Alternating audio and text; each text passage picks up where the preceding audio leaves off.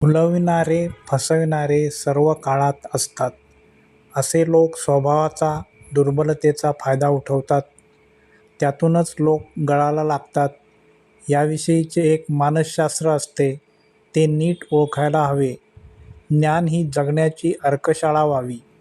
माणसे दबावात जगतात, क्षणिक फायद्यासाठी गुंततात, गुंतवली देखील जातात, त्यातून अनर्थ घडतात. यातून सिद्ध होणाऱ्या मुक्तीची गरज अधिक आहे. समाजात परंपरा असतात, धर्म असतात, अनुकरणे असतात, नाना प्रथा असतात. त्याचप्रमाणे समाजात भयही असते. समाजात अनेक शक्ती अकारण उभ्या राहतात. हे कधी म्हणून थांबणारे नसते. तथापि ज्ञान नावाची एक स्वायत्त ताकद आहे. शिक्षण या नावाची परिवर्तनशील अस्त्रे माणसाच्या हातात आहेत. हे नजरेआड करण्याची कारण नाही. एवढे प्रगत विज्ञान तंत्रज्ञान असताना माणसे त्या मंत्रतंत्रात का फसतात, ही बाबत अद्भुतच. येथे कायदे आहेत, संरक्षणाच्या, हितांच्या बलाढ्य यंत्रणा आहेत. लोकांना रूढीतून बाहेर पडण्यासाठी त्या ताकद पुरवतात. तरीही लोक भोंदूगिरीमध्ये का बरे गुरफटतात? हे असे प्रश्न सुन्न करणारे आहेत. गच्च झापडे बांधून जगणे म्हणजे विवेक आणि विवेकामुळे प्राप्त झालेल्या शक्तींचा अनेक अर्थांनी होणारा पराभव. ही गोष्ट आपण अगदी डोळसपणे लक्षात घेतली पाहिजे. अंधश्रद्धेला थारा देणारी कोणतीही कृती आणि कोणताही अविचार यांचा वारा आपणास शिवता कामा नये. ही खबरदारी आपले जगणे सुंदर करणारी असते.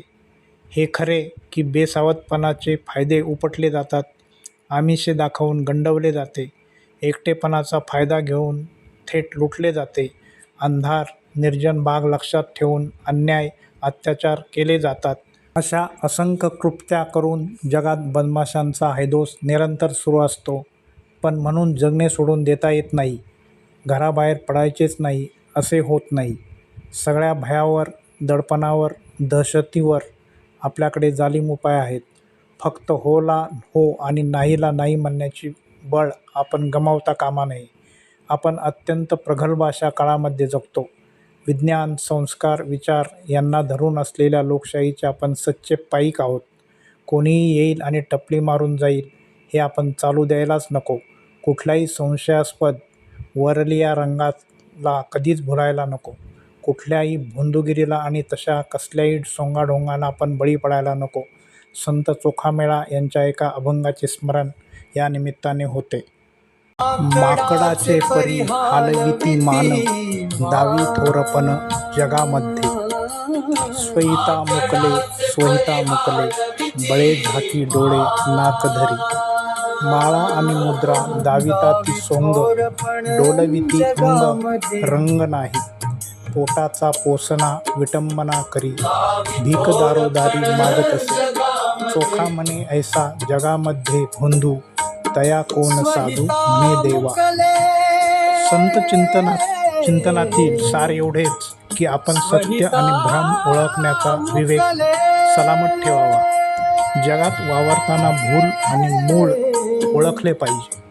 खरे नाणे आणि खोटे नाणे वाजवून घेतले पाहिजे. लंपट आणि थोर ओळखण्याची बुद्धी सतत सावधान असावी. अंतरंगावर चिंतन केले की नाना काळा नाना रंग, खरे तर बेरंग कळायला वेळ लागत नाही. अर्थात समाज शहाणाच असतो.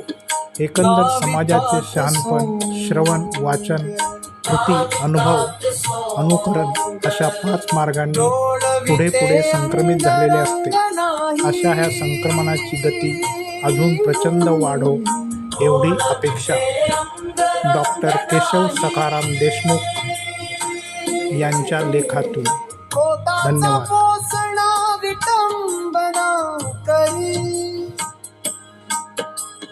भीक दारोदारी मागत से. चोखा म्हणे ऐसा जगामध्ये भोंदू, तया कोण साधू म्हणे देवा.